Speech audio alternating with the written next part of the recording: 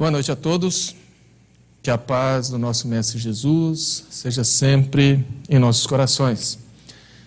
Estamos no ar mais uma vez, através da Rádio Sintonia do Bem, sendo retransmitidos através do Centro Espírita Allan Kardec de Mineiros, da página do Centro Espírita Allan Kardec de Jataí, do Centro Espírita Mansão do Caminho de Quirinópolis, Casa do Caminho em Jataí, do Lar Espírita Forças do Amor e da Livraria Espírita Allan Kardec. Eu convido a todos para que nesse momento possamos elevar os nossos pensamentos ao Mestre amado Jesus, tentando esvaziar as nossas mentes, os nossos corações, dos problemas, das aflições, para que possamos assim sintonizar com o Mestre Maior, agradecendo a Ele pela vida, por mais esse dia que se finda, pela oportunidade de aprendizado que nos é ofertado a cada instante. Pedimos as bênçãos e a luz para o início dos trabalhos dessa noite. O nosso tema hoje, ele é um tema bastante complexo, bastante tenso, bastante denso, que no nosso pouco tempo nós tentaremos fazer um resumo, uma síntese, para que possamos direcionar aqueles que se interessarem pelo assunto, para poder aprofundar os seus estudos na sonda das obsessões, que em realidade é uma pandemia silenciosa e que assola a humanidade praticamente desde que a humanidade é humanidade. Mas afinal de contas, o que é obsessão? A palavra obsessão vem do latim obsessione e quer dizer, entre outras coisas, impertinência, perseguição, vexação. É uma palavra que ela geralmente, comumente, é usada para descrever ideias fixas, alguma coisa que gera um transtorno mental e a partir dali vai eclodir em outros transtornos, em cacoetes, em atitudes estranhas. Tanto é que vem daí o TOC, o transtorno obsessivo compulsivo, que é aquele que a pessoa começa a desenvolver manias. No entanto, para nós espíritas, o termo tem uma acepção bastante mais profunda. No Evangelho segundo o Espiritismo, no capítulo 23, no seu item 81, Kardec anota: a obsessão é a ação persistente que um espírito mau exerce sobre um indivíduo. Apresenta caracteres muito diversos, desde a simples influência moral, sem perceptíveis sinais exteriores, até a perturbação completa do organismo e das faculdades mentais.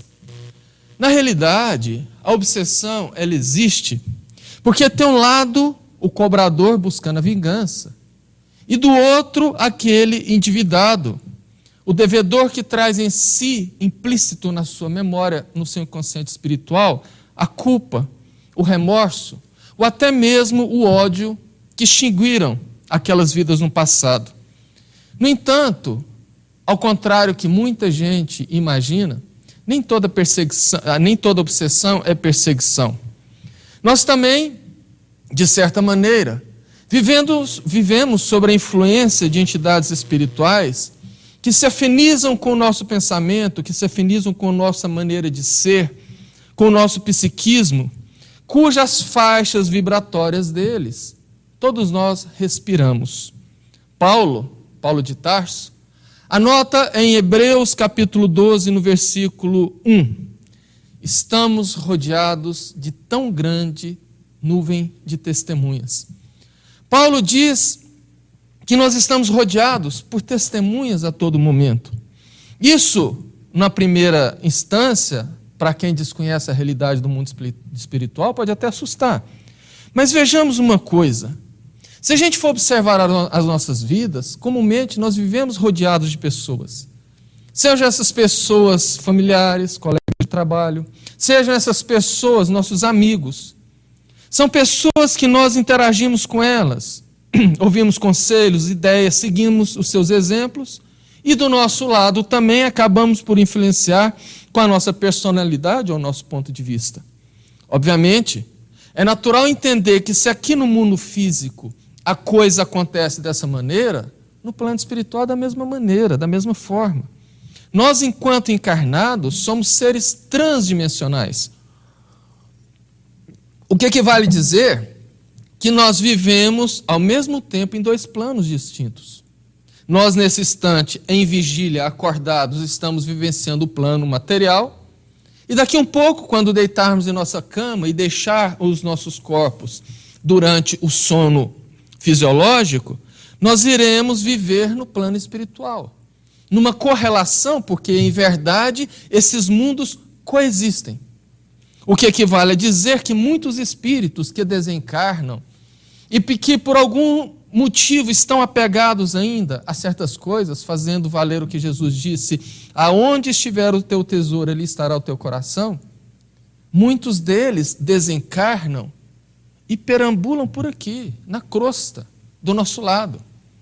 Entendendo que Emmanuel disse, e Chico afirmou ainda na década de 1950, que no plano espiritual a proporção entre desencarnados e encarnados é quase que de 3:1, é muito fácil entender o que Paulo de Tarso disse, que nós estamos rodeados de uma nuvem de testemunhos. E como a morte não muda ninguém, nós, obviamente, nessa convivência, convivemos com espíritos de todas as ordens. Nós convivemos com espíritos bons, que nos auxiliam, nos inspiram boas ideias, nos orientam. Assim como nós vivemos também com espíritos familiares. Alguns deles, inclusive, exercendo aquela autoridade entre o clã familiar, querendo determinar as nossas vidas, o que fazemos ou não.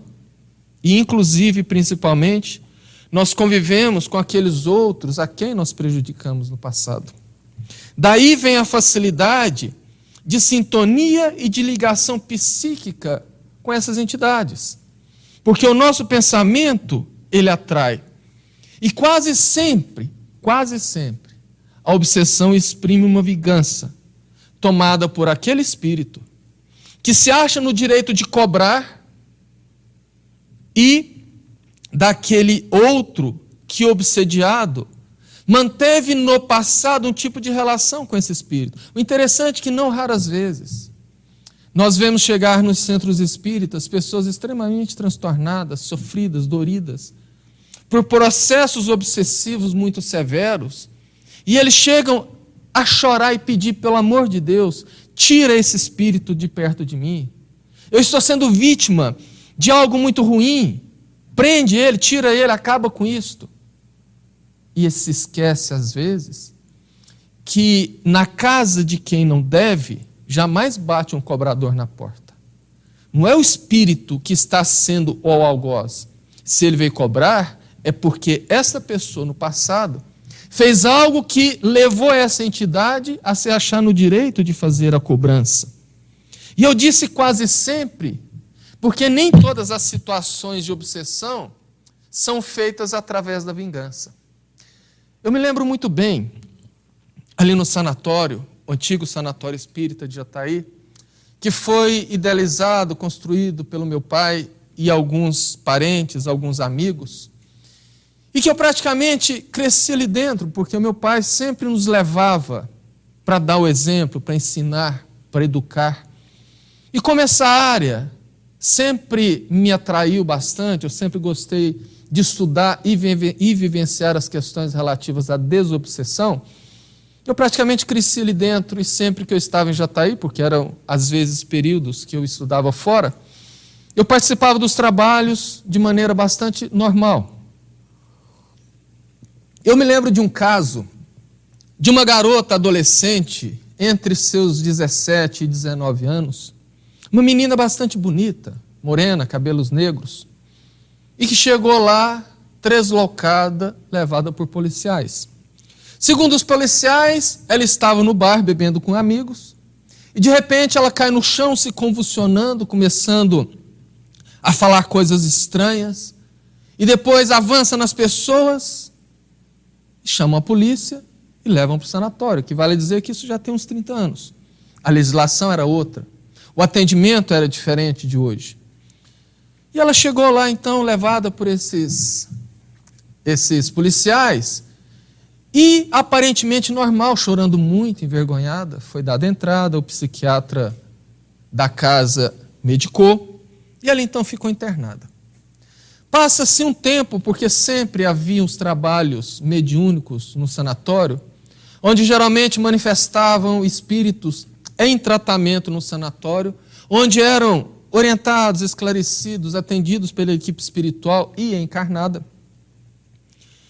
E num desses trabalhos, assim que começa, a médium, através da psicofonia, comumente conhecida como incorporação, ela então muda o trejeito dela, engrossa a voz e cai sentada com as pernas cruzadas e fala: veja bem, eu sou avô da fulana, fui eu que trouxe ela por aqui, e eu vou trazê-la sempre que eu a pegar fazendo coisas que não deve, porque a minha neta não vai levar a vida que ela está querendo levar. Eu estou batendo nela, eu estou surrando ela, porque ela está levando uma vida licenciosa, está bebendo muito e mais, está começando a se prostituir. E eu não aceito isso. Posta a situação, ao final dos trabalhos, meu pai chama ela e pergunta o que aconteceu, se ela lembrava, ela sempre negando tudo e dizendo que não. E mais tarde, enfim, depois de alguns minutos de conversa, ela negando, meu pai fala: então, a sua vida está normal? Sim. Só que aconteceu uma coisa. Nós tivemos aqui a visita do seu avô, e ela já assustou. Mas como assim? Meu avô já morreu? Sim, eu sei que ele já morreu. Só que ele nos contou que você não está levando uma vida normal, como você diz. E aí meu pai narra a história. A moça ficou pálida e começou a chorar. E começou a chorar, e desabafou, e falou. E logo em seguida, ela disse que estava muito arrependida e que não ia mais fazer aquilo, e prometeu que ia mudar. Tudo bem. Passado um certo período, ela recebeu alta do psiquiatra, recebeu alta da equipe que fazia assistência espiritual e foi embora para casa. No mesmo dia que ela recebeu alta no trabalho mediúnico, eis que o espírito do avô manifesta, e sempre que manifestava com as pernas cruzadas, sentado no chão, e ele disse: ela está mentindo. Ela disse que estava arrependida para ir embora, mas ela não está arrependida. E vou te falar uma coisa, ela vai voltar e vai voltar rápido. Porque se eu pegar ela naqueles bares, eu trago ela de volta. E não deu outra. 3 dias depois, a moça chega do mesmo jeito, trazida pela polícia. Aí a coisa transcorre. O interessante é que lá no sanatório, por ser um projeto bastante antigo, desde a década de 1950, o salão que nós fazíamos o atendimento dos pacientes era em cima, tinha uma escada. E não raras vezes, assim que ela ia descer a escada, ela simplesmente apagava, caía, machucava tudo. Tinha convulsões dentro do quarto, batia a cabeça na cama. Ela vivia machucada. E ele sempre manifestando: sou eu que estou batendo nela para ela virar gente. Até que, cansada de sofrer, ela resolveu ceder e mudar de vida, para resumir a conversa. E certa feita, depois que passa-se o tempo e a moça realmente mudou de vida, coisa de mais ou menos 1 ano depois, eis que numa reunião mediúnica, aquele velhinho manifesta de novo e diz: eu vim aqui agradecer.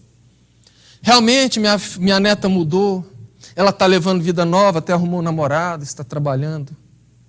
Meu pai disse: mas o senhor não tem que nos agradecer. O agradecimento deve ser seu, que fez o trabalho, que cuidou dela. Nós simplesmente demos o recado. Mas por falar nisso, por que o senhor está assim? Todas as vezes que o senhor aparece aqui, o senhor tem noção que está desencarnado? Sim, eu sei disso. Agora, se o senhor está desencarnado, por que o senhor sempre aparece?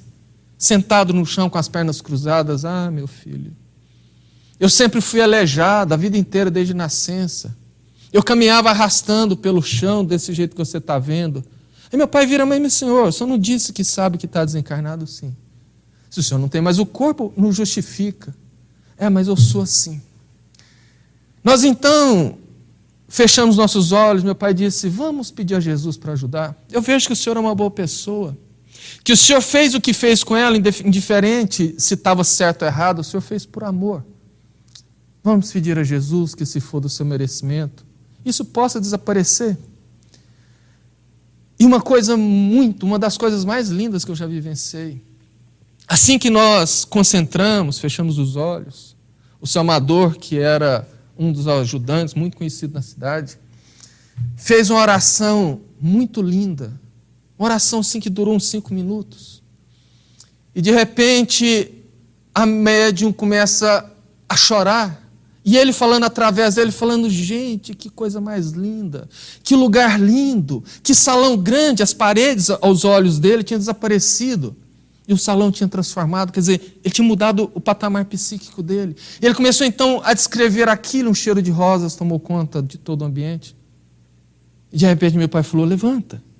E ele foi levantando e as pernas da média estalando, como se ossos estivessem estalando. E ele gritou feliz e começou a chorar. Oh, meu Deus, como é bom, eu estou de pé, eu estou andando.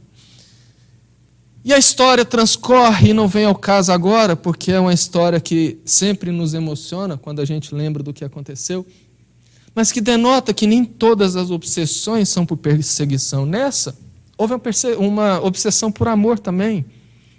E o interessante é que a gente observa que no caso das obsessões, mesmo uma pessoa estando em outro corpo, mesmo uma pessoa tendo reencarnado totalmente diferente daquela pessoa que ela foi, com gênero diferente, com aparência diferente, sim, graças a diversos mecanismos que rodeiam e que gerem a nossa vida como encarnados, eles conseguem nos identificar, eles conseguem nos descobrir.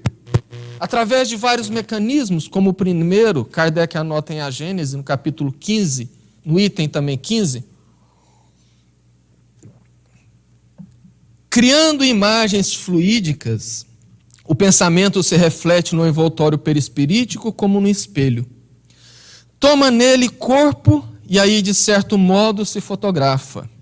Desse modo, é que os mais secretos movimentos de alma repercutem no envoltório fluídico, que uma alma pode ler noutra alma, como num livro, e ver o que não é perceptível aos olhos do corpo. Quando nós emitimos um pensamento, por mais secreto, por mais íntimo que seja esse pensamento, nós projetamos ele no plano espiritual. Nós projetamos a identificação dele no nosso campo perispirítico. E é ali que nós atraímos, é ali que nós somos reconhecidos, é ali que aqueles que comungam conosco nos reconhecem ou se afinizam conosco. É ali que aqueles espíritos aos quais se acham nossos credores, que acham que podem vingar com as próprias mãos, nos reconhecem. É como se, por exemplo, o odor que nós exalamos, se eu tomo um banho muito gostoso, ponho um perfume francês muito bom, assim que eu passo no lugar, várias pessoas percebem, porque nós exalamos aquele cheiro bom. É assim que os espíritos captam as nossas emanações. É assim que eles captam as nossas intenções e sentem as nossas emoções e nos identificam. Lá no sanatório, inclusive, aconteceu fatos que nos traz muito ensinamento em relação a isso. Mas só para que fique de uma maneira mais didática. Quem ama de verdade, principalmente um ente querido, e aqui eu vou tirar de exemplo a mim, nós reconhecemos a pessoa que nós amamos pelo cheiro que a pessoa tem, não o cheiro do perfume, o cheiro da pessoa. Eu falo isso porque hoje, quase 6 anos depois, o carro que foi do meu pai, que a minha irmã usa e que já lavou várias vezes, ainda tem o cheiro do meu pai. Eu entro no carro, eu fecho os olhos, eu lembro dele. Então nós temos esse nosso odor, esse nosso cheiro característico, que aquelas pessoas que convivem conosco e que nos amam, nos identificam. E é como se nós emitíssemos esse odor fluídico, esse odor psíquico, de maneira que aqueles que conviveram conosco, principalmente aqueles que nós prejudicamos, nos reconhecem. Lá no sanatório, teve internada por mais de 30 anos uma senhora de nome Elza, que foi levada pela polícia, amarrada, deslocada, andando nua pela cidade.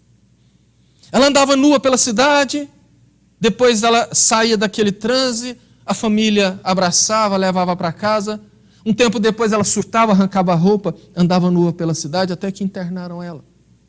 Num processo muito longo de um trabalho de desobsessão extremamente complexo, quando mais ou menos 3 anos depois de internação, porque naquela época era permitido pela legislação esse tipo de internação, hoje não mais, no máximo 3 meses, quando acontece, identifica-se um obsessor, dos 6 que perturbavam ela. Esse um obsessor foi um dos 2, que depois de um trabalho de esclarecimento muito longo, resolveu deixá-la em paz. Mas antes de deixar em paz, ele contou como a identificou. Ele dizendo que passou várias décadas, que ele nem sabia mais quanto tempo, sofrendo e se recordando de ter sido assassinado por um amigo. Por um amigo que o assassinou para ficar com a esposa dele. E ele dizendo que certa feita, num momento de crise, ele se sente atraído de uma maneira muito forte, como um imã é atraído por uma parede de metal, até uma casa. E se sentindo muito próximo de uma mulher que ele não reconhecia, que ele não entendia, ele resolveu ficar por ali e acompanhar, porque ele não dava conta de sair, porque o pensamento dela o atraía. Até que à noite, quando ela deita para dormir, sai do corpo, ele identifica aquele ex-amigo, assassino e traidor. E narrou que ele no passado havia sido um matador de aluguel e que havia assassinado todos aqueles, e que aqueles que não a deixavam e que não aceitavam sequer conversar, um deles, inclusive, teve a família toda assassinada. Outro deles foi assassinado e a família passou fome por muitos anos, despertando aí um ódio terrível e uma condição de obsessão muito ferrenha. O mesmo ocorre, de certa maneira, com a nossa onda mental, nascida dos nossos pensamentos, porque nem sempre, como eu disse, a obsessão é a perseguição. Existe aquele tipo de obsessão que nós acabamos atraindo pela nossa maneira de ser, um vício. É muito fácil nós entendermos que aquelas pessoas que acham que tomam uma, que é muito bom, e que vai para o barzinho de maneira despretensiosa e que curte a vida, porque é nada melhor do que tomar uma cervejinha, uma cerveja especial, um whiskyzinho, beber com os amigos no churrasco. O interessante é pensar que isso desenvolve vícios. E o vício, tanto o psicológico quanto o químico, ele não desaparece com a morte. A morte não muda absolutamente ninguém. Aqueles que desencarnam viciados ou viciosos, mantém-se com o vício no plano espiritual, com um ponto agravante. No plano espiritual, ele não consegue pegar o copo e tomar. E aí que a coisa complica. Porque vem as síndromes de abstinência, vem a vontade de beber e não resta nada a esse tipo de espírito, a não ser se aproximar daquele viciado, daquele que bebe, para receber os eflúvios do álcool, que aplaca um pouco a sua dor, o seu vício. O que equivale a dizer que se alguém pudesse ver através da clarividência, o tipo de espíritos que habitam os bares saía correndo. Não raras vezes as pessoas estão se divertindo aparentemente na mesa de bar. Espíritos estão sobre eles como polvos, como vampiros, aspirando aquele odor. Lembra do exemplo do perfume? Que nós tomamos um banho, colocamos um perfume bom e exalamos aquele cheiro. Quando fazemos o uso do álcool, por exemplo, fazemos aquilo. E aquele cheiro que os atrai. E não raras vezes voltamos para casa trazendo um cacho desses obsessores, que vão nos induzir a beber cada vez mais, que vão fazer com que nós sejamos para eles o escape daquele vício. É muito comum muita gente dizer, falar, meu amigo é forte. Começa a beber um uísque 10 horas da manhã no final de semana, 10 horas da noite, entornou 2 garrafas e não está bêbado. Não está mesmo, não. Está dividindo com um monte de espíritos. É por isto que o tratamento de desintoxicação do alcoólatra passa também pelo trabalho de desobsessão, porque o espírito não quer deixar aquilo. Então, esse tipo de afinidade, os nossos pensamentos, pessoas muito raivosas, muito nervosas, eles acabam atraindo entidades que estão ali no mesmo nível de pensamento. No Livro dos Espíritos, na questão 459, a famosa 459, Kardec pergunta: influenciam os espíritos nos nossos pensamentos e nos nossos atos? E eles são categóricos. Muito mais do que imaginas, porque de ordinário são eles que vos dirigem. Emmanuel, no livro Pão Nosso, no capítulo 15, anota: pensar é criar. A realidade dessa criação pode não exteriorizar-se de súbito no campo dos efeitos transitórios, mas o objeto formado pelo poder mental vive no mundo íntimo, exigindo cuidados especiais para o esforço de continuidade ou extinção. André Luiz falou das formas pensamento. Ele disse que o nosso pensamento é uma das forças mais poderosas criadoras do universo. Que o que nós pensamos, literalmente, projetamos no plano espiritual de maneira plástica, e é ali que nós nos identificamos. Porque muitas vezes eu posso estar aqui na frente me postando de bom moço, falando de Jesus, mas de repente passa uma mulher muito bonita lá no fundo, o centro está vazio, só exemplificando, e ali eu observo, enquanto eu falo, eu estou observando, e os meus pensamentos pululam nos mais baixos níveis, por conta da atração física. Os espíritos que estão aqui acompanhando a palestra vão perceber nitidamente aquilo que eu estou pensando. E falar: só tem aparência o rapaz, mas olha lá como está o pensamento dele. E isso se dá de uma maneira mais complexa, porque é através desse mecanismo, é através desse processo que os espíritos captam os nossos pensamentos, os nossos sentimentos, as nossas emoções que nós vamos exteriorizando, e eles se aproximam de nós e, não raro, passam a nos controlar. Passam a nos controlar de uma maneira muito sutil, quase imperceptível. O que fez Kardec chamar esse tipo de influenciação de obsessão simples, que é muito diferente de uma simples obsessão, porque não quer dizer que é uma simples obsessão. Ele diz que é uma obsessão simples porque ela pode ser muito sutil, muito suave. Pode ter sido feita por uma atração psíquica, mas que tão logo nós mudemos o nosso padrão vibratório, desliga daquilo. E ela ocorre, como eu disse, por influências extremamente sutis, que na maioria das vezes, na grande maioria das vezes, não denota vingança ou perseguição, mas afinidade. A interferência do espírito nesse caso é muito análogo à influência de uma rádio clandestina numa frequência de uma rádio homologada. De maneira que, por ter a mesma frequência, uma começa a entrar na mesma sintonia da outra e atrapalhar, prejudicando a transmissão. É por isso que a obsessão simples ela pode nascer na fila do banco, no ônibus coletivo, na feira coberta, no nosso trabalho.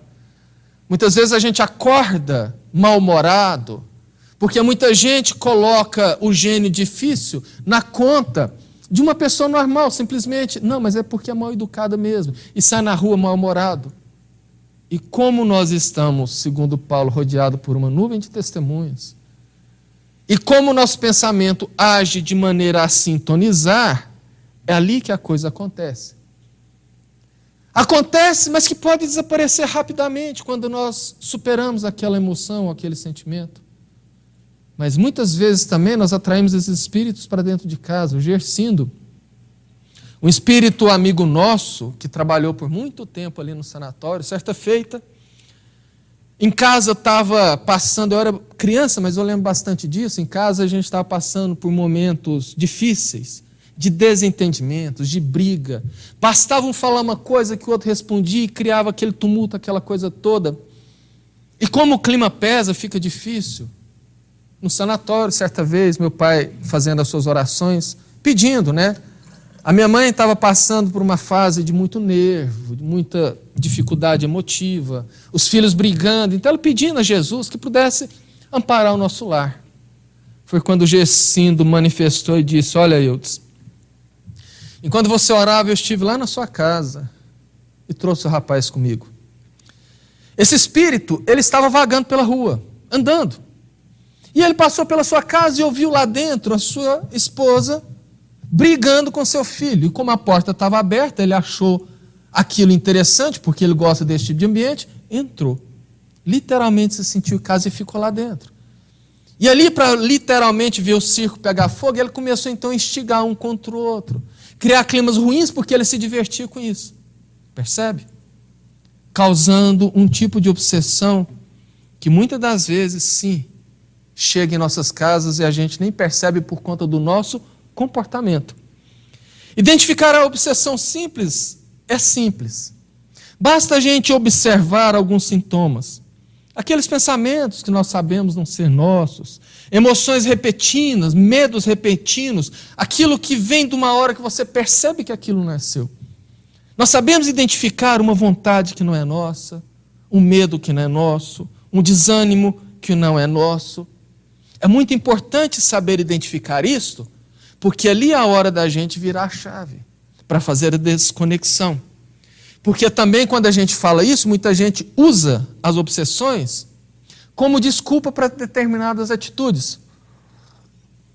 E fala, não, eu agi daquele jeito porque eu estava sendo obsidiado, influenciado por um espírito. Sim, mas Kardec anota uma coisa bastante interessante.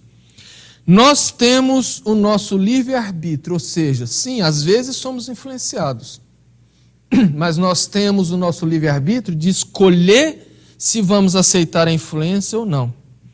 Cabe a mim decidir se eu vou fazer aquilo sugerido ou não. Portanto, isso não é desculpa para ninguém. E é fundamental observarmos isto, porque se a gente deixar se levar por essas questões, as obsessões simples, elas podem migrar. Como, por exemplo, para o que Kardec chamou de fascinação. O principal objetivo do espírito fascinador é encantar através da mistificação, fazendo a pessoa, principalmente o médium, se achar que literalmente é a última bolachinha do pacote. Ah, eu sou muito bom, eu recebo comunicações de espírito de luz, aquele grupo mediúnico lá, quem sustenta sou eu, se eu sair de lá vai acabar com tudo. Então a pessoa é pega pela vaidade. Conheço palestrantes que começaram a se envaidecer, começaram a achar que realmente eram muito bons, porque o que o espírito faz é inflar o ego da pessoa como se infla um balão.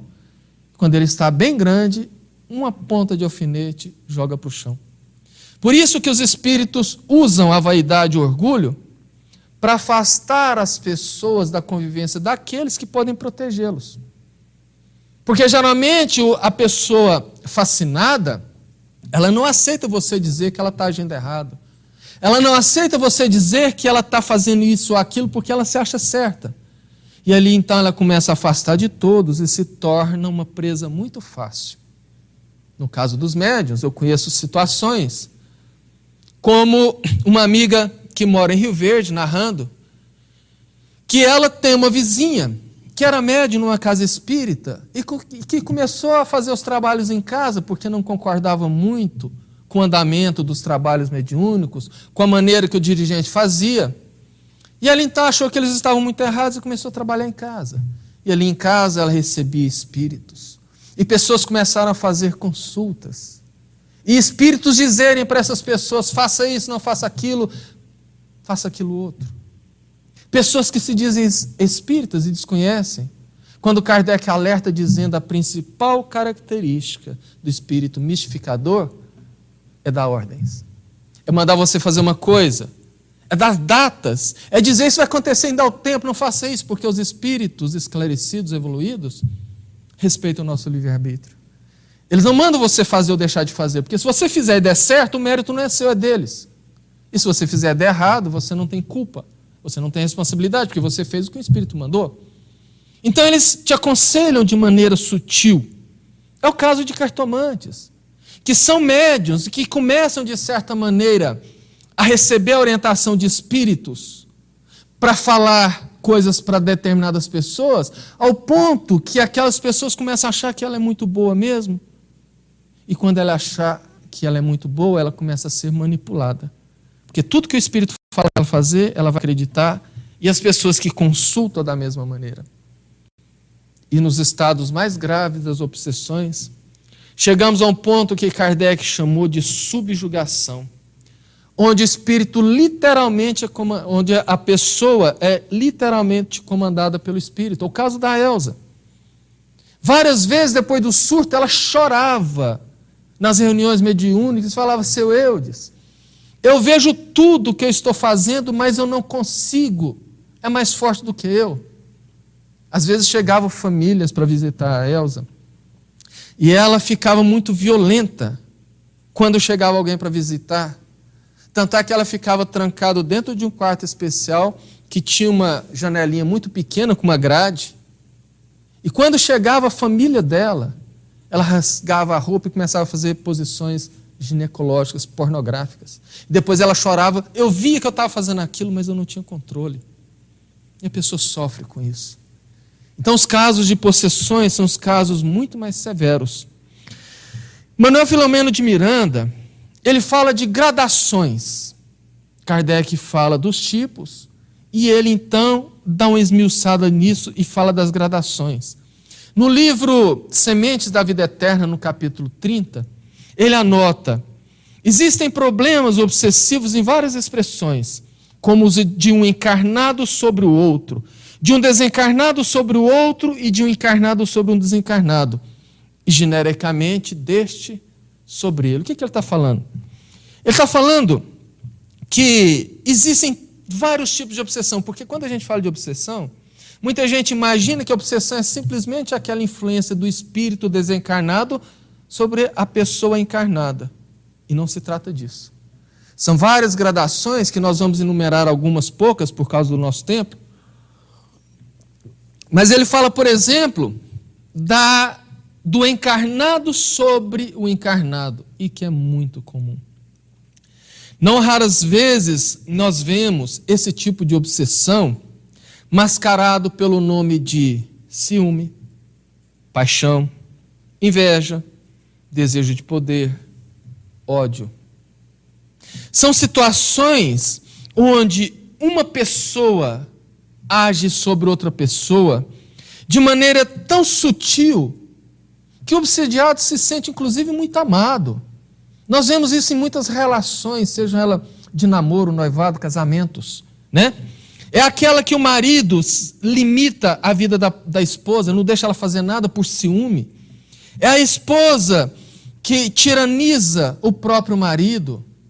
É a situação da namorada que submete o namorado aos seus caprichos, ou do próprio namorado que escraviza de outra forma a sua namorada, fazendo ela fazer as suas vontades. São as chamadas paixões escravizantes que desequilibram emocionalmente todas as pessoas e que não raras vezes culminam em términos bastante calamitosos, bastante dramáticos, chegando em alguns casos ao homicídio ou até ao suicídio. A dominação mental é tão grande nesses casos que, inclusive, quando ambos deitam para dormir, o espírito sai do corpo para viver o sonho no sono fisiológico e continua o assédio. Continua um dos cônjuges, um dos companheiros, acompanhando e assediando o outro, inclusive no plano espiritual. Então isso é um tipo de obsessão de encarnado para desencarnado. Manuel Filomeno de Miranda fala também do desencarnado para desencarnado. E basta a gente estudar alguns livros da série André Luiz e do próprio Manuel Filomeno de Miranda, que nós vemos que a falta do perdão. Nós vemos que situações como, por exemplo, a gente vê muito, né, em redes sociais, alguém falando, principalmente as mulheres, não, porque as minhas inimigas, de boca cheia, porque a minha inimiga, como se ter inimigo fosse bonito. Isso trespassa as portas do túmulo e continua a inimizade do outro lado. Nascem nas esferas carnais e vão ter o seu desfecho no plano espiritual. E espíritos obsediam espíritos.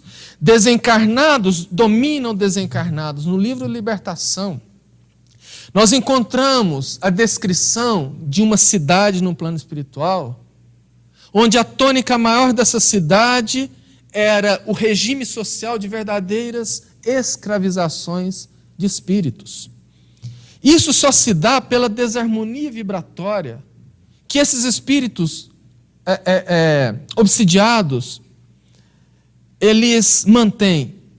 E eles só vão alcançar a liberdade quando modificar o seu próprio padrão vibratório. Isso a gente vê de maneira muito normal em trabalhos mediúnicos. Certa vez ali nos trabalhos do albergue, depois que fechou o sanatório, ele foi fechado há 4 anos mais ou menos, pela reforma da psiquiatria, infelizmente, nós continuamos fazendo os trabalhos por conta dos espíritos que ficaram lá. Muitos deles manifestando perdidos, porque de repente esvaziou muita coisa, muitas vezes. E certa vez nós atendemos um espírito que se apresentou com muito medo. Muito medo de ser castigado porque ele não estava fazendo o serviço dele corretamente. Nós perguntamos por quê? Que tipo de serviço? Não. Eu era mandado ficar pelos corredores, batendo palma, gritando, fazendo barulho para perturbar a ordem do ambiente. E aí a gente entendia porque do nada alguns pacientes começavam a ficar nervosos, agitados e irritadiços. Não raras vezes nos trabalhos mediúnicos ali do albergue, que nós fazemos às quartas-feiras à noite, manifestam entidades que fazem parte de grupos de obsessores e que são trazidos. A primeira coisa que ele fala: pelo amor de Deus, não deixem eles me pegar que eu vou ser punido. Porque eu estava lá cumprindo ordens e de repente eu estou aqui porque eu não suporto mais viver essa vida. Eu preciso mudar, mas eu tenho medo. Se eles me pegarem, eu vou me torturar como sempre torturado. É a mesma coisa, não tem diferença. Os desencarnados nada mais são do que pessoas como nós, como eu e você, que não têm mais o corpo. Por que seria diferente? Deus agrediria as nossas consciências se fizesse esse mundo de uma certa maneira e o plano espiritual diferente. Ou seja, a gente conviveria aqui 80, 90 anos e desencarnaríamos e encontraríamos um mundo totalmente diferente. Isso seria agressão. Deus não faz isso. Um outro jeito é de encarnado para desencarnado, que muita gente acha que é raro, desconhece, mas na verdade é uma coisa muito comum. À primeira vista parece estranho,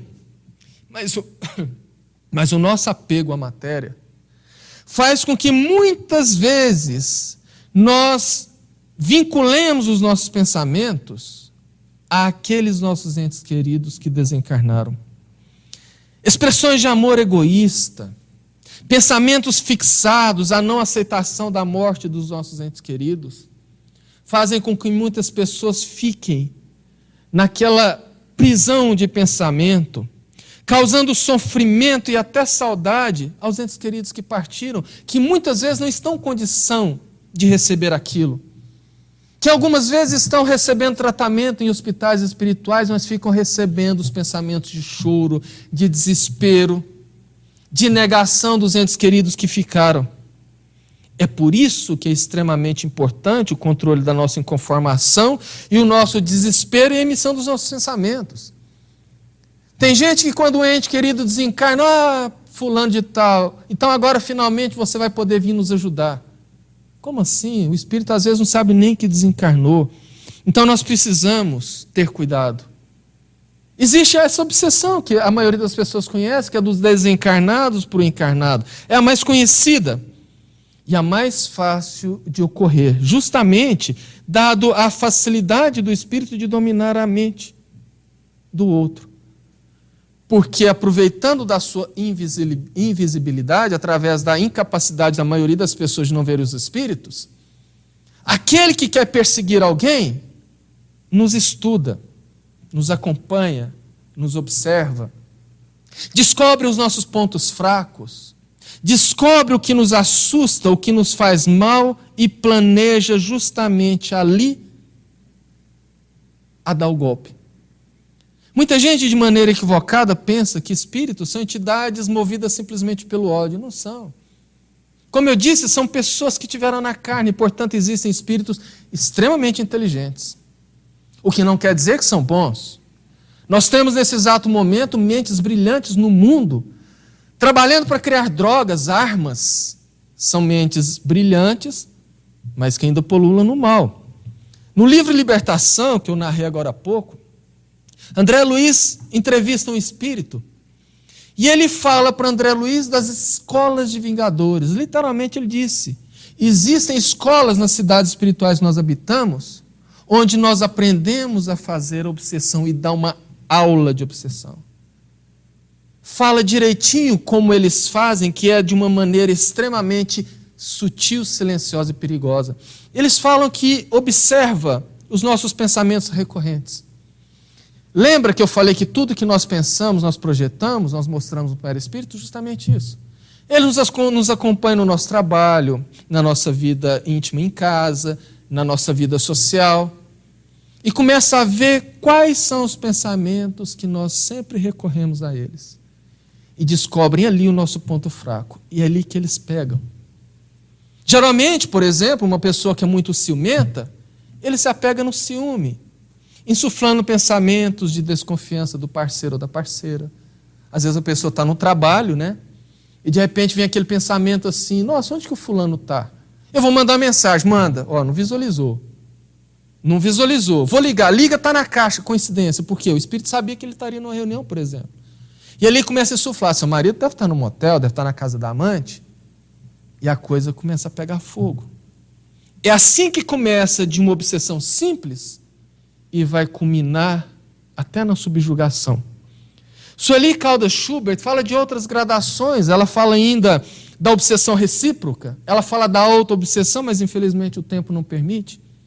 Mas dá para ilustrar mais ou menos o quão profundo são essas questões. E aí alguém pergunta: poxa, por que é que Deus então permite a obsessão? Simples. Porque nós temos o nosso livre-arbítrio. Porque Ele permite com que nós escolhamos o que nós vamos fazer com a pessoa que está próxima. Não é isso que nós fazemos? Movidos pelos nossos interesses, movidos pelo nosso orgulho, pela nossa vaidade, não raras vezes nós investimos sobre pessoas, puxamos tapetes, mentimos, fofocamos, criamos situações difíceis, ou às vezes até vamos para cima da pessoa, destruindo a vida dela. Escolhemos e tivemos o livre-arbítrio, porque Deus permite, porque aquilo vai fazer parte depois do nosso aprendizado. E da mesma maneira que eu fui livre de escolher essas ações, o que foi prejudicado é livre para escolher as ações deles. E é por isto que Deus, de outra maneira, mostra o quanto as relações da nossa vida eterna, ou seja, da nossa vida como espírito, são complexas e que nós precisamos respeitar o próximo.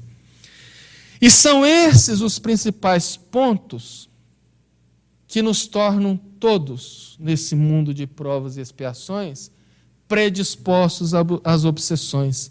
No Livro dos Médiuns, no item 252, Kardec anota: as imperfeições morais dão aso à ação dos espíritos obsessores.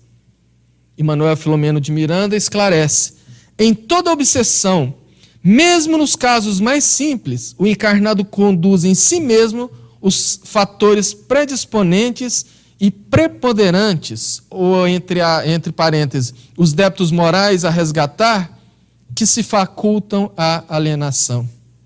Ou seja, somente existe obsessão porque existem pessoas endividadas, porque existem criaturas que se procuram através dos tempos para acertar os seus débitos. As criaturas mergulhadas nos vícios e nas emoções inferiores, é por isso que existem as obsessões. No entanto, é importantíssimo a gente lembrar que nem tudo é obsessão. Tem muito espírito aí que acha que até um encravado é coisa de espírito. Ah, porque eu estou com esse negócio, é obsessão. Ah, porque eu estou aquilo, é espírito. E não é. Nem sempre, ou melhor dizendo, na grande maioria das vezes, as situações não são de origem espiritual. Também é muito importante não se confundir sintomas orgânicos, físicos, emocionais principalmente, com mediunidade, com sintomas de mediunidade. Muitos bons espíritas, muita gente que se diz esclarecida, afirmam que certos sintomas físicos são sinais de mediunidade desajustada e que precisa ser trabalhada, desenvolvida. E não é. Nem sempre é. mediunidade não é e nunca foi doença. E nem os sinais de eclosão da mediunidade no começo. Porque tem muita gente que quando começa a eclodir a mediunidade, sofre, fala, eu não quero isso, porque eu estou sofrendo muito. Claro, muito fácil entender. Sendo a mediunidade um canal que nos permite a inter-relação com o plano espiritual, e sendo nós, pessoas, entre aspas, normais, né, que temos emoções inferiores, comportamentos ruins, sintonizamos com espíritos de igual ordem e passamos a sentir o que eles sentem. É por isso que a gente acha ruim, é por isso que a gente se sente mal, mas em momento algum podem ser confundidos mediunidade com enfermidade, porque não é. No entanto, a mediunidade desajustada é porta larga para as perturbações espirituais. Lembra que eu falei agora há pouco do Gersindo, amigo nosso ali no albergue? Ele teve uma história. Certa vez chega lá uma mulher que foi levada amarrada por 6 homens, dizendo que ela estava numa igreja evangélica e quando ela foi atendida pelo pastor, ela ficou enlouquecida, pegou um banco de madeira com 4 pessoas e jogou a 2 metros de distância e começou a quebrar tudo e foi preciso quase 10 homens para conter uma mulher de 1,55 m. Ela chegou amarrada e ela, quando estava ali, ela ficava meio que fungando, com um trejeito muito estranho, com a cara muito feia. E que quando passava o surto, era uma mulher normal, muito sensível, que às vezes chorava por não estar entendendo nada. Depois de mais ou menos 7 meses de tentativa, de conquistar a confiança, porque ali se via nitidamente que era um espírito que estava, entre aspas, incorporado nela, eis que numa reunião mediúnica se manifesta um espírito, conversando, fungando. E ele muito arredio, foi necessário quase 8 reuniões para que até então ele confiasse e abrisse a sua história. Ele disse que se chamava Gersino e que morava como peão de boiadeiro numa fazenda aqui no município de Caiapônia, e que era ele e um outro peão, e que num determinado momento, eis que esse outro peão se torna amante da esposa do patrão. E por uma dessas coisas da vida, ele desconfia e chama justamente o amante da esposa e pergunta, olha, eu estou desconfiado que a minha esposa está me traindo com um de vocês. E eu queria saber quem é. Dos 5 peões que trabalhavam lá, ele falou, eu Gersino porque eu sei. O patrão então dá ordem de matar o Gersino. E numa manhã de domingo, ele estava na rede descansando, na varanda da casa dos caseiros. Eis que o rapaz chega e dá um tiro nele entre a boca e o nariz. E ele apaga. Ele então é levado e enterrado. O Gersino então começa a narrar o desespero dele quando ele acordou, porque com o impacto da bala, ele desmaiou, mas não morreu. E de repente ele acorda no meio daquele buraco, sentindo o peso da terra, o calor, e tentando aspirar o ar, e assim que ele aspirava, entrava terra no nariz, e o desespero foi gigante. E ele dizendo que não sabia quanto tempo, naquele desespero, depois de muito tempo que não soube precisar, ele lembrou de Deus e orou. Quando ele orou, ele se viu fora do buraco, perto do asfalto. Ou seja, ele foi enterrado vivo e desencarnou lá dentro. E quando resolveu orar, se viu fora. Mas ele não sabia que estava desencarnado, ele não sabia nem o que estava acontecendo. E saiu desesperado, pedindo carona, e veio a pé até Jataí, passando pela entrada da cidade. Passou perto de um acampamento de sem terras, e ele narra que quando ele passou pelo acampamento, de repente ele se sentiu bem. Passou a dor, cessou tudo. E ele se sentiu bem, mas ao mesmo tempo as pessoas começaram a olhar para ele estranhas e chamar ele de demônio. E expulsar ele dali, de repente leva ele para uma igreja, chegou lá, o pastor dá-lhe demônio, e sai capeta, e sai Satanás, e ele com dor, ficou nervoso e atacou todo mundo. Tem pessoas que às vezes com problemas de saúde, com muita dor, chegam no hospital geral, no centro médico, e ao ser maltratado fica nervoso e reage. A morte não muda ninguém. E ele fez isso. Reagiu, levaram ele. E aí a história transcorre.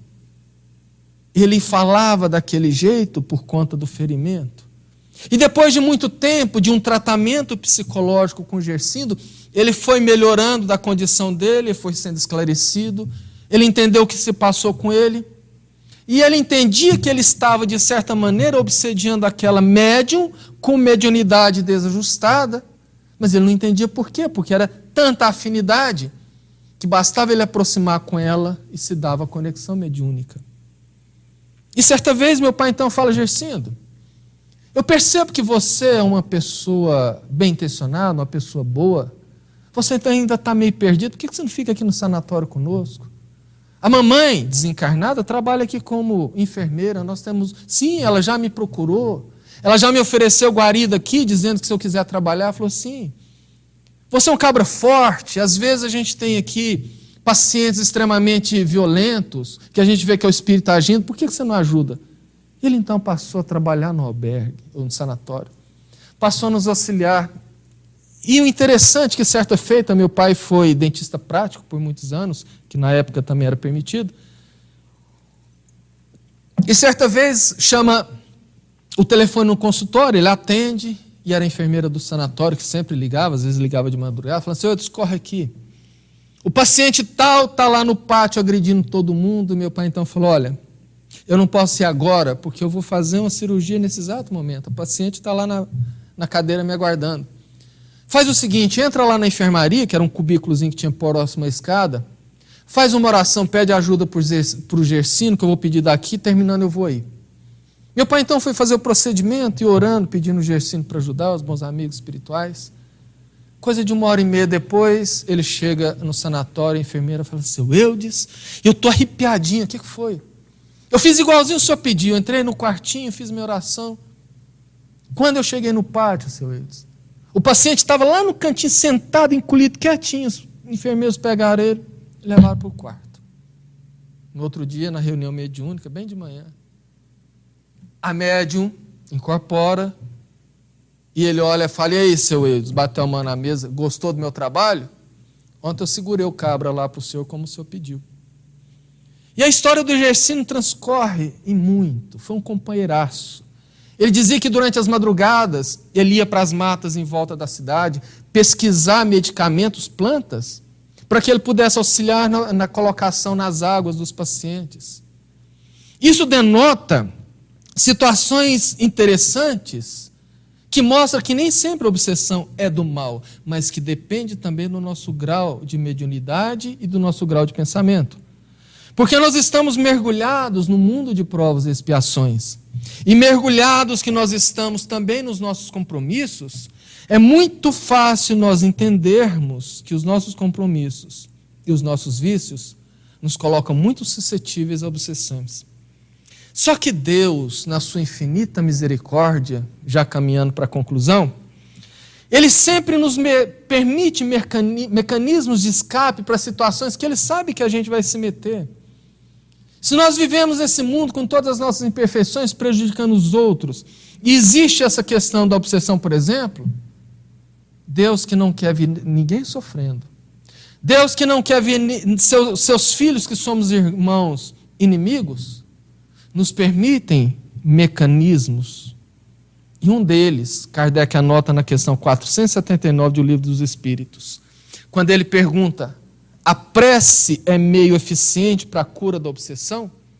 E os espíritos respondem, a prece é em tudo um poderoso auxílio, mas crede que não basta que alguém murmure algumas palavras para que se obtenha o que deseja. Deus assiste aos que obram, ou seja, Deus assiste aos que trabalham, não aos que se limitam a pedir. É, pois, indispensável que o obsediado faça, por sua parte, o que se torne necessário para destruir em si mesmo a causa da atração dos maus espíritos. O interessante é que muita gente se julga incapaz de orar, de fazer sua prece, se acham ineficazes.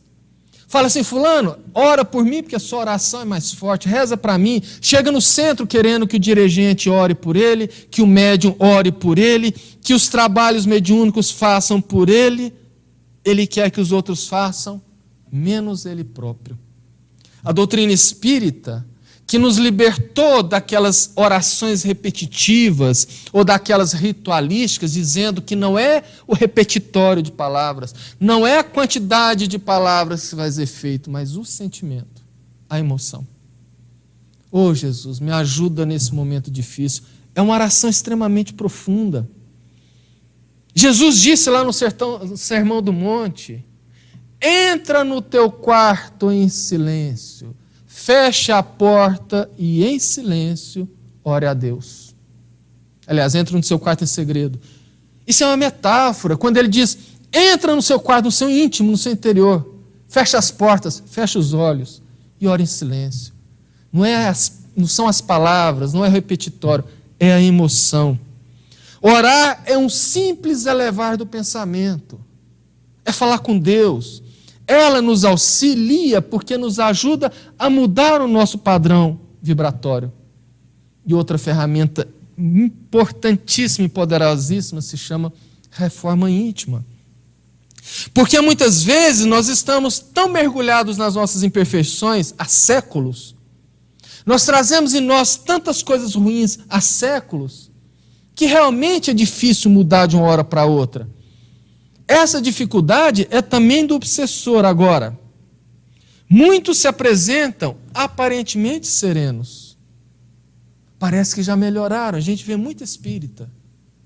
Sendo como Emmanuel disse, um lago sereno por cima, tranquilo por cima, mas com fundo cheio de lodo. Basta remover um pouco o fundo que o lodaçal eclode. Por isso que é importante nós nos esforçarmos para vencer esses séculos de cristalizações das nossas emoções inferiores. É necessário nós nos esforçarmos para nos melhorar, porque somente assim nós vamos sair dessas garras, nós vamos sair desses patamares que nos colocam à mercê das obsessões. Chico disse que todos nós evoluímos através da desidratação. Seja a desidratação pelo suor do trabalho no bem, seja a desidratação das nossas lágrimas, da dor do trabalho não feito. A reforma íntima, ela precisa ser feita. A mudança dos nossos conceitos negativos, das nossas emoções, e ela começa no dia a dia, nas pequenas coisas. Naquele instante que nós somos convidados a reagir quando uma pessoa fala uma palavra que a gente não gosta, quando a gente toma uma fechada no trânsito, é ali que ela começa. Porque como nós vamos trocar a água suja de uma caixa d'água, sendo que a gente não pode esvaziar a caixa, nós abrimos o ladrão, o cano de escape de água e colocamos uma mangueira com água limpa.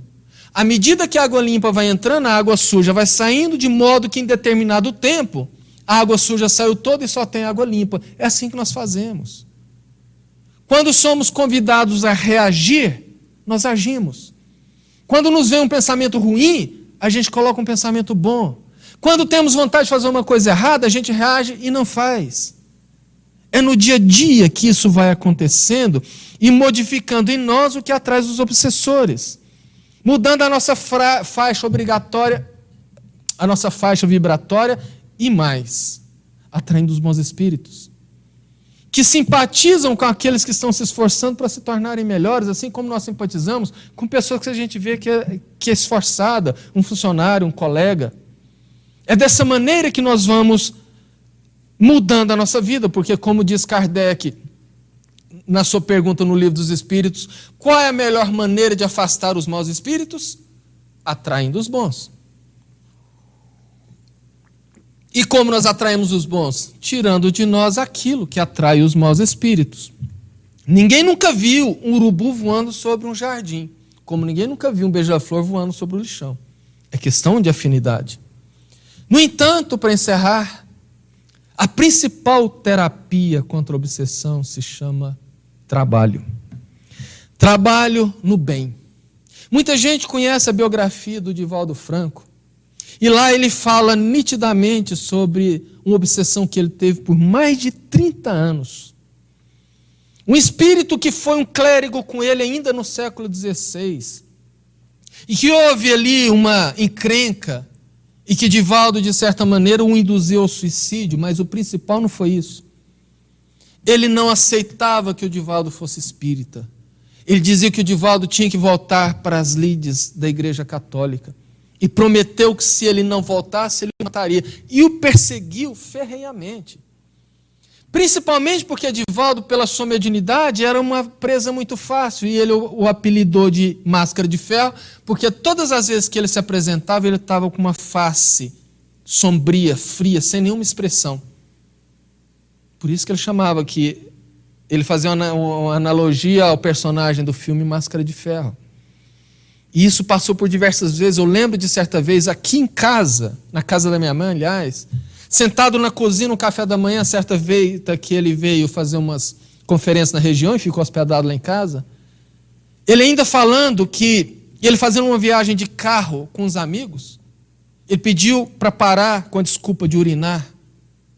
E assim que ele saiu do carro, ele tropeçou e saiu rolando pelo barranco. E quando ele olha, o Máscara de Ferro rindo lá em cima e falou: eu vou capotar o carro, eu vou matar todos vocês. Tanto é que ele voltou e falou: olha, eu explico depois, mas sigam viagem. Eu vou pegar carona. Não, faça o que eu estou pedindo, que eu sei o que eu estou falando. Para evitar aquelas situações, até que certa vez, eis que chega na mansão do caminho alguém com um bebê recém-nascido, numa caixa de sapato, toda cheia de formiga, carcomida, machucada. Chamam ele, ele recebe, bota para dentro, leva para o centro médico que tem dentro da mansão, dá todos os cuidados e adota a criança. E começa a encher a criança de cuidados, embora ela muito raquítica, muito desnutrida. E ele então vai cuidando daquela criança, até que certa vez ele está na casa dele, assim que ele vai começar o seu trabalho, que ele se volta, o Máscara de Ferro ali do lado dele pela primeira vez com uma expressão de choro. E ele disse: hoje você me convenceu. Hoje eu vim aqui dizer porque eu vou te deixar viver a sua vida, porque hoje eu vi que você não é mais aquele que me prejudicou. Aí de volta sem entender nada, falou: mas por quê? Simples. Aquele espírito, aquele corpinho que você recebeu, e que eu te acompanhei de perto vendo que você tratou com muito amor, é alguém muito caro para mim, porque é a reencarnação da minha mãe. E somente uma doutrina que te ensinou a tratar as pessoas com amor, mesmo não conhecendo, é uma doutrina boa. E ali aconteceu a desobsessão. Essa é a maior prova que o melhor trabalho de desobsessão se chama caridade, trabalho. É ali que nós mostramos para o nosso atual algoz e antiga vítima que nós não somos mais aquele que lá no passado o prejudicou. É nessa convivência que às vezes não resolve com o trabalho de desobsessão. Porque nem sempre os trabalhos de desobsessões resolvem inimizades seculares. É necessária a nossa mudança. Joana de Ângeles nos alerta: ameniza tuas provações, ajudando outros sob a dolorosa cruz de provações sem nome, a fome de amor perto do teu leito de queixa. Há tantas dores na terra, dores que surgem ao nosso redor, clamando a nossa assistência, que crescem e se avolumam, dominando os seres humanos, e que nos abrem oportunidade de trabalho. É o que mais tem, basta a pessoa querer. Há tanta dor caminhando pelas ruas do mundo, gritando no silêncio por socorro, clamando ajuda, cujos gritos somente serão captados por corações sensíveis, por pessoas abertas e dispostas ao amor, à caridade. Não temos desculpa para não amarmos, porque nós só estaremos livres das obsessões no dia que a gente abrir a porta da frente de nossas casas e sentirmos por um estranho que passa o mesmo amor que a gente sente pelo nosso filho. Longe, né? Mas é isso mesmo.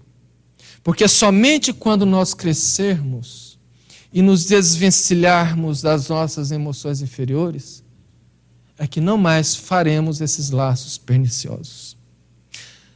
Agradeço profundamente pela atenção, pelo carinho de nos acompanhar. Rogo a Jesus as bênçãos para todos esses nossos irmãos. Porque muitas vezes esses obsessores, na verdade, estão do nosso lado também nos ensinando, nos apontando em que nós precisamos mudar e nos melhorar. E como o doutor Bezerra de Menezes certa vez disse, muitas vezes nós oramos pelas vítimas. Permita, Senhor, que hoje nós oremos pelos algozes. Muitas vezes nós oramos pelos sofridos, permita do que hoje nós oremos e peçamos pelos que fazem sofrer. Muitas vezes nós pedimos pelos desamparados, pelos esfomeados, permita que hoje nós possamos erguer os nossos pensamentos pelos que causam fome, pelos que causam os crimes, porque nós somos todos filhos de Deus e todos estamos caminhando num tremendo caminhar de evolução, onde Jesus trouxe a luz ao mundo e que a doutrina espírita vem servir de grande farol a iluminar o caminho de nossas vidas. Que Jesus possa então nos iluminar e nos abençoar hoje e sempre. Muito obrigado e que assim seja.